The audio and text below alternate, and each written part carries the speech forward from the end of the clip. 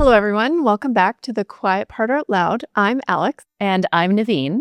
And today we are here with Valerie Prather, partner at McCarthy Tétrault, and our 2026 Calgary Influential Women in Business Professional Services Award winner. Welcome, Valerie. Thanks for being here. Thank you so much for the warm welcome. We are so delighted to have you and to get into a bit about your leadership journey and what led you to this moment where you are now. And we're so delighted to be able to honor you at this year's CIWB Awards. So I'm going to kick things off by asking what experience helped lead and inform your role as a leader?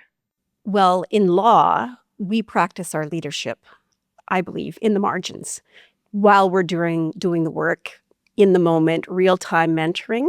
So it's not so much telling people what to do, but showing them and then letting them do it themselves and hopefully providing a little bit of constructive feedback along the way until they can do it on their own. So in terms of, for me, what was the beginning of my leadership was just learning from a great leader who, as a trial lawyer, I was barely out of law school, and he pushed me off the deep end and said, "You're doing these expert witnesses at trial." And I didn't have the sense to say, "I need some help."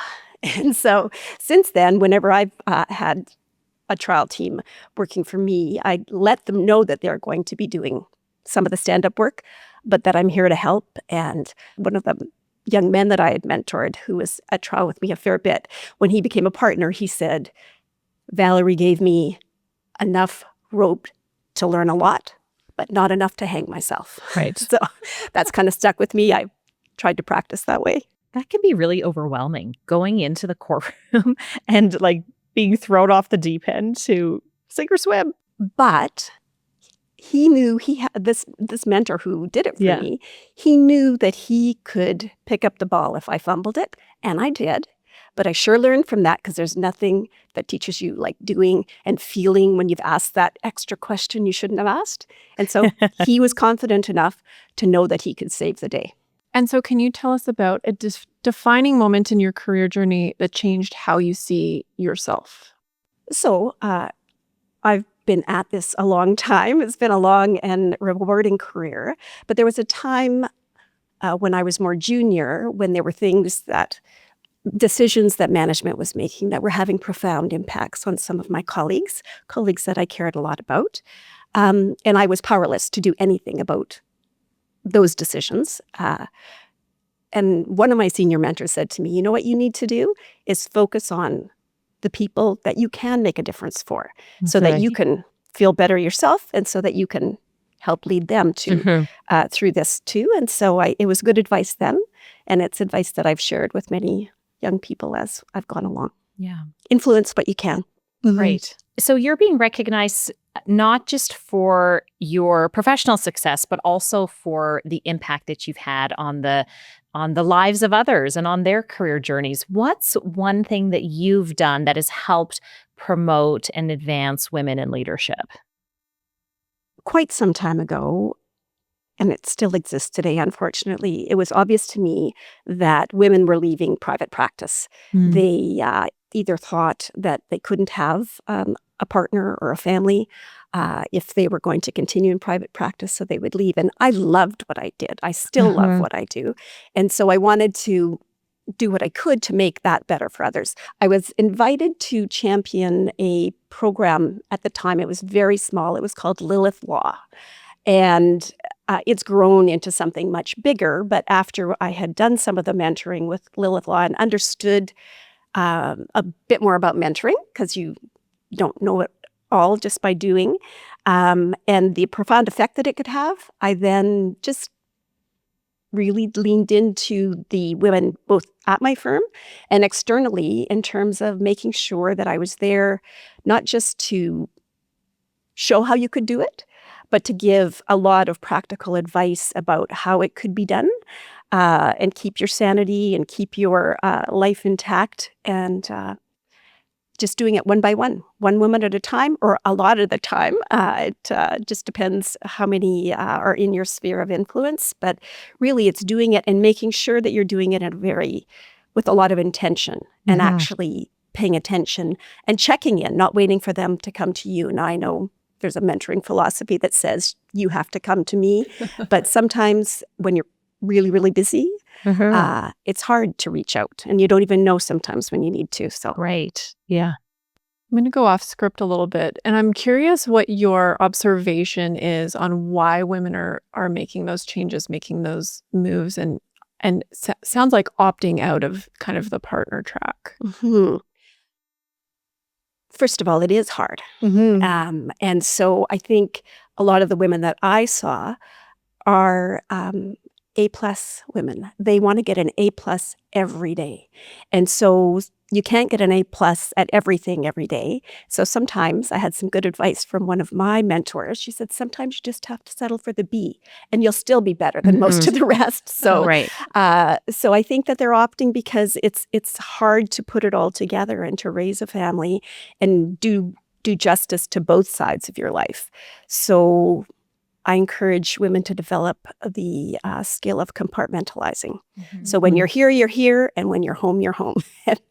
It's hard. That's why people choose to leave. And maybe because women are choosing to do things for their families because they're willing to make that choice. Yeah. And in the podcast, we've explored that quite a bit, this concept. And certainly the data would support that there are more women opting out of leadership roles and trying to dig into it. It's not because the benefits and flex work time and doesn't exist. It's actually the sacrifices that one has to make and the non-negotiables around this is what it means to lead at this level. Well, and it's emotional labor. It takes a lot of work to mentor well, and that takes away from what you can do for your family, what you can do for your life partner. And so I think that you have to really, really love doing it. But it's also emotional labor that, in my experience, often falls disproportionately to women and is usually not compensated.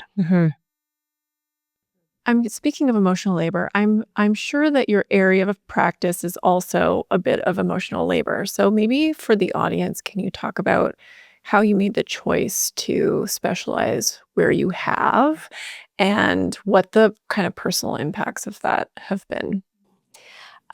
Well, that is easy. I always wanted to be a trial lawyer, so I knew I was going to do that. And I was fortunate to get to do some of the medical negligence defense work for doctors in my very first articling experience and in my first trial with that same mentor who said, you go, you do this, you've got this. Yeah. And so I was hooked. I loved it because it's sophisticated, complex work, but it's about people. And I love the energy litigation as well. I did a lot of that earlier on in my career and a huge 5-year trial in energy litigation, but it wasn't my passion. And so I've been fortunate enough to be able to follow my passion and to have many, many young people who wanted to follow too. And some area of focus with your practice has been about focus on women and medical malpractice related to women's health. Oh, a lot of really the last decade and more has been focused on sadly compromised baby cases. And so there's a lot of women's health in there. And there are a lot of very courageous women who are mothers for these children who, pursue the case for the children. And right or wrong, I mean, there's always a lot of complex medical and scientific arguments that go behind what actually caused some harm. But what was so inspiring about these women is that they always saw more in what their child can do. They were just such great advocates for their children. And that's, I mean, I've had a few hugs from those mothers who sue doctors, whether they won or they lost. It doesn't have to be an awful experience. And that's part of the reason why I enjoy the humanity of it. Right. Yeah. That mother's commitment to seeing the best in your child, regardless of the circumstances, and that hope for their future is so inspiring. And sometimes in cases you would see people, not in those cases, but in other cases you would see people kind of perhaps exaggerate how hard things were for them because their plastic surgery didn't go right or whatever. And then you would never, ever see that in these brilliant mothers and fathers. But, it, again, would typically be the mothers that would be the witnesses in those cases, just see the best and what the greatest hope for their child. Yeah. So I want to get back to leadership. What's one leadership lesson you had to learn the hard way? So when I was coming up trying to be a partner, I went to every single business development event, every internal firm event, you name it, I'd put my hand up for it and I'd be there. And that's a great way to run your career until you have a child or two. Right. And so I learned very quickly because you have your children, you come back to work and you expect to just carry on, that I couldn't do the work, the billable work, and have a family and do all that other work in between. And so it wasn't sustainable. And I learned it the hard way because it was just too much.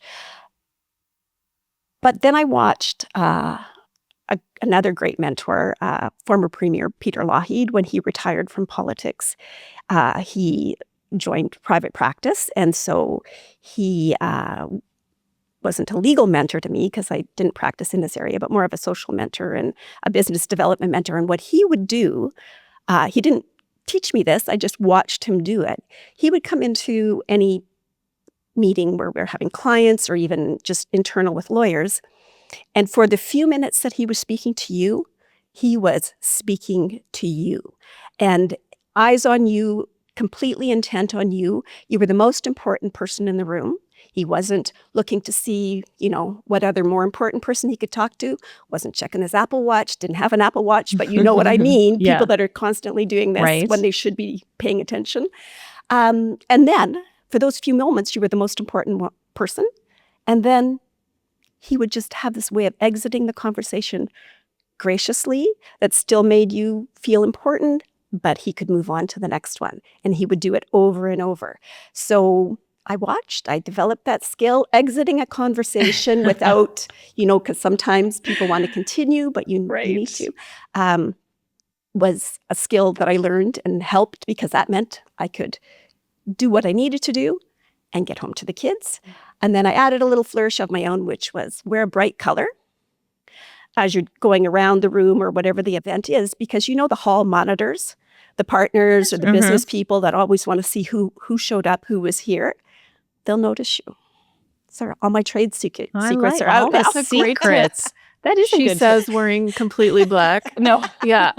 Also helps if you're tall, Alex. That's right. You and some heels. Yeah. Exiting a conversation gracefully. We should That do is a skill. a whole session on that. Yeah. That is a skill. It is. So can you speak from an organizational perspective on the importance of diversity in leadership and what kind of strategic advantages that provides? I think there's a difference, at least in my mind, between leadership and management. So we're not all management, and managers manage, but leaders, as soon as you have somebody that's junior to you, you are a leader. And so I think it's important to have diversity in your leadership, however they're leading the person junior to them.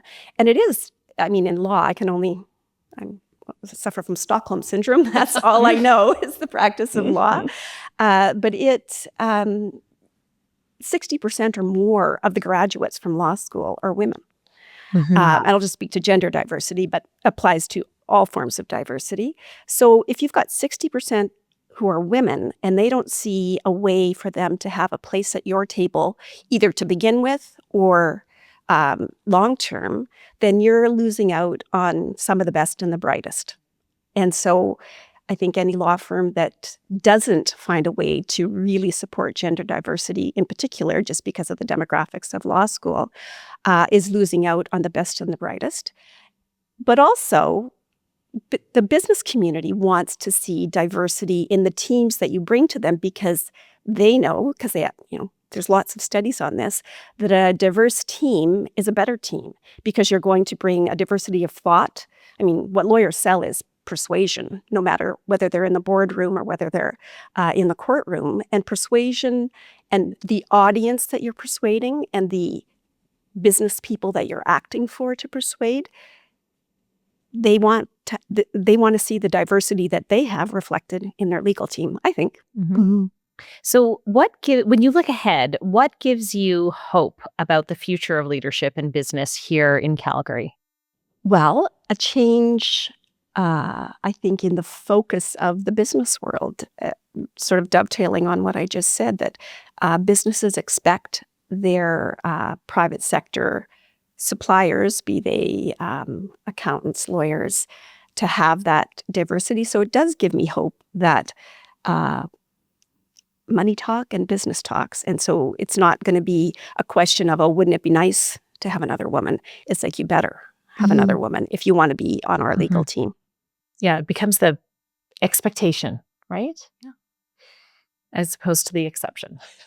Oh, boy. Yes.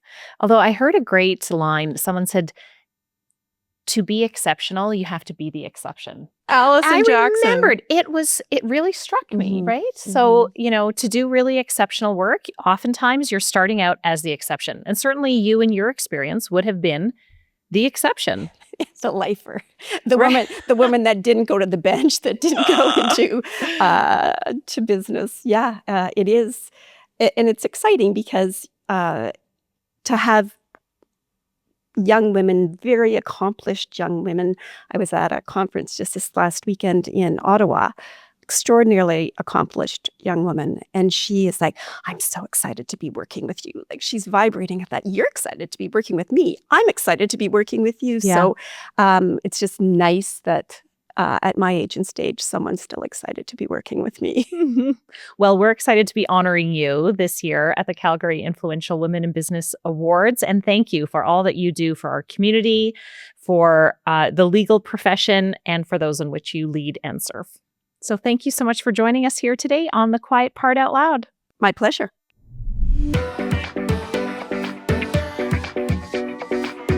The Quiet Part Out Loud is produced by Access Connects and brought to you by, oh wait, is there a sponsorship opportunity there? Learn more at accessconnects.com.